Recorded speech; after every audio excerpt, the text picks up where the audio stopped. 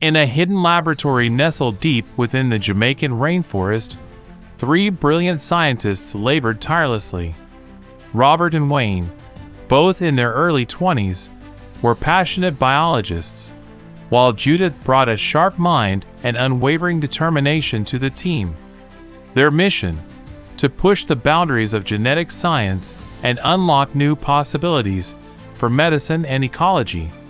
One humid afternoon, as the sun filtered through the dense canopy, Judith examined two vials under the microscope, one containing a rare tropical plant extract, and the other a sample of local amphibian DNA. Inspired by legends of mythical creatures and driven by curiosity, they devised an audacious experiment to fuse the genetic material of the plant and the frog, hoping to create a hybrid that could withstand extreme environments. Wayne carefully prepared the mixture, while Robert monitored the process. With a deep breath, Judith injected the combined DNA into a specially designed incubation chamber. They watched as the molecules interacted, sparks of bioelectricity flickering like tiny lightning storms within the chamber. Suddenly, a faint glow illuminated the room. The hybrid organism that emerged was unlike anything they'd seen. Small, with shimmering green skin that rippled like the rainforest leaves, and eyes that glowed with an otherworldly light. It moved with a curious agility, adapting rapidly to its surroundings. Over the next few days, they observed the creature's rapid growth and unique abilities. It seemed to absorb sunlight and nutrients directly through its skin, thriving in environments that would normally be hostile to either parent species. The scientists realized they had created a new, resilient life form, something that could revolutionize ecological restoration and medicine.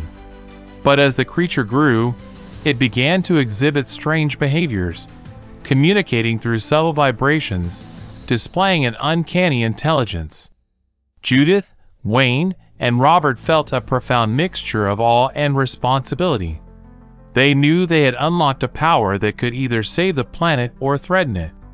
One evening, as the moon cast a silver glow over the lab, the creature looked directly at them, almost understanding their presence.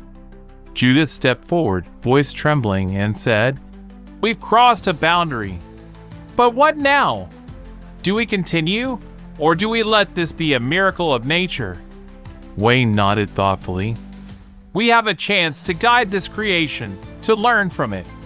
But we must be careful. Nature doesn't always follow our plans." Robert looked out the window at the lush Jamaican rainforest, feeling a mix of hope and caution. They had made a discovery that could change the course of science, and perhaps even humanity's future. As they prepared to make their decision, one thing was clear: they had stepped into uncharted territory, where the lines between science and magic blurred, a crossroads of creation itself.